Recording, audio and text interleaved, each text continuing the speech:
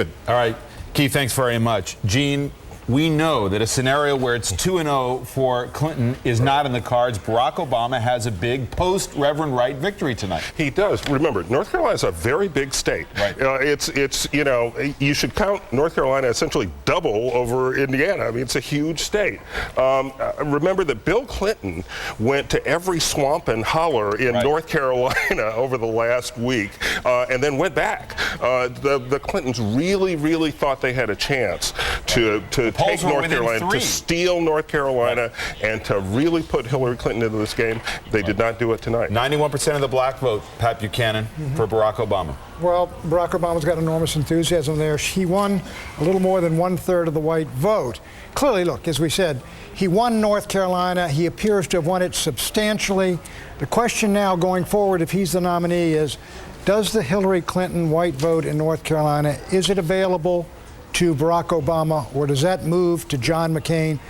If you had to bet on North Carolina right now, you'd have to bet it's McCain State. I'm looking at the remarkable consistency of the white vote going to Barack Obama. From North Carolina to Ohio to Pennsylvania, we're seeing essentially exactly the same share of the white vote going to Barack Obama. It's not getting worse for him by any means. The Reverend Wright thing and any other issue on race hasn't been hurting him on that, but he's also not improving. And I think that you're right. That question is, will he be able to improve on that in the general? Is he attracting any new voters outside of his base of African Americans becomes a big question as well. Right, that's the big question, and that's a problem both for Hillary Clinton and for Barack Obama, because they're both putting out remarkably similar demographic numbers every single election. Very well among young white college voters. He does very well there. Yeah. It's as they get older, and frankly, once you get below college age, below high school age, he's wiped out. Yeah, but if Barack Obama becomes a nominee, his route to the White House is different from Hillary Clinton's. He has a different map that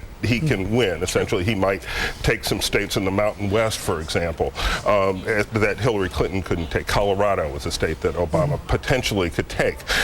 We're not really testing that right now in this primary. We're not testing whether white voters in a place like Colorado who did vote for Obama in the primary would defect to McCain. He would also lose Pennsylvania by this scenario, and Ohio, and obviously Hillary Clinton's much stronger in Florida. You're talking about the election? Well, no, you can't lose Pennsylvania, and I don't think he would necessarily lose Pennsylvania. Let me break in here. We're out of time. To be continued. Keith, back. White House panel. David. Thanks, gentlemen, very much. This is shaping up to be, at this juncture, a big night for Barack Obama to this extent, Rachel. He has won North Carolina. He's got a strong victory. We know Indiana, too early to call. Yeah. But already he has denied Hillary Clinton the one game-changing dynamic that she sought, which was to go 2-0 to capitalize off of the worst period of his campaign ever. Right. He denies her big, great opportunity to have the game changer. But also, if he wins North Carolina and she wins Indiana, let's say that happens, there are a lot more delegates at stake in North Carolina than there are in Indiana. So if they have the same margin of victory in both of those states and they each win one, it's a bigger night for him. He ends up with more delegates. He's closer to winning at the end of the night than if it had been reversed. But Pat, if you're inside the Obama war room tonight, and again, you look at the results thus far, you like what you see. You like that you got a victory after the Reverend Wright situation, but nobody in that camp has been very happy with how the campaign has been run, how he has been performing over the last couple of weeks. Well, that's right. Look, he went in here several games ahead in a pennant race, and he split a doubleheader. That means he wins. But if they take a look at Indiana, I mean, that's the state right next door where he was winning, and it slipped away. He's got good news tonight in terms of more delegates and in terms of more popular votes. But if you look at November, I mean, I would look at this and say, look, we got 36% of the white vote here, 39% here. We are not picking up the white vote. The big problems remain for November, but we are closer to the nomination. And as long as those problems remain, Gene, he at least allows Hillary Clinton to keep making an argument, not about the math. He wants to just talk about the math, which is in his favor, but she can continue to make that argument about electability if he's not moving any of these voting blocks. That's true, but I think if you're inside the Obama war room, what you're probably thinking is, you know, we'll worry about that later. We'll worry about that once we get the nomination wrapped up. Meanwhile, we're happy because we seem to have our candidate back. The listless, kind of directionless Barack Obama of 3 weeks ago seems to have gone away, and we seem to be back with the Barack Obama who's more animated, who's got a purpose, who's got a mission, whose themes are getting across. But is it still a wake-up call, Rachel? Some kind of wake-up call to him about some sort of change in direction? No, because what's happening now is that he's not having substantial changes in his demographics, as Pat was saying. And that's important because the allegation against him is that the stuff that's happening in the campaign now shows how much worse he's going to fare in the future with these demographic groups. It's static. It's not changing. Here's what you're going to get from the Hillary people. They're going to say, we're going to go on, we did well. And if he's the front runner and the nominee, why can't he win West Virginia? Why can't he win Kentucky? What is the problem, Obama? You're the front runner, you're the nominee, and you can't win these states? McCain stopped everybody. Pat, even if he loses Indiana tonight, if it's a split decision, is Barack Obama coming out of tonight looking like a front runner? Oh, he's closer to the nomination than he was, decidedly, and he's weakened a couple of our arguments. And if it's big in North Carolina, he gets more delegates. More delegates and more popular votes. So he's weakened 2 of our arguments, but he's still got they've got their big argument. It's a negative one. This guy loses. We're telling you that. And those super delegates are looking at that, and they may agree with it, but I'll tell you, they ain't going to take it away from him. I don't care if they're going to lose in November. They ain't doing it. All right. We are waiting for Indiana. The drama continues. Gentlemen, thanks very much. And we have all been sort of taking stock of this, listening to you all talk, and underlining the drama that we're watching unfold here, Pat.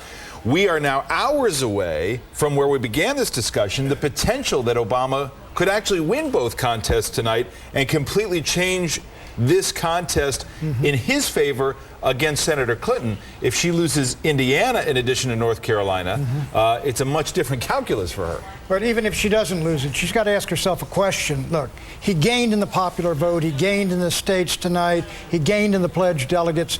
What is her motive now for going on, say, and beating him in West Virginia and beating him in Kentucky? Are you just whipping the nominee of the party and humiliating him and showing how weak he is with the white ethnic vote and all the rest of it? Is that all you're doing, or can you win the nomination? Her argument for getting to the nomination and convincing people to come to her has been dramatically weakened by what happened today. And Rachel, what I heard tonight in this speech from Obama, I think Tom is right that he doesn't want to appear that this is a coronation. But he did take a different step tonight, to my ear, which is he stepped up and gave a speech where he talked past Senator Clinton, talked about the need for unity in the party, sort of made an argument that we ought to stop this race, and talked about McCain.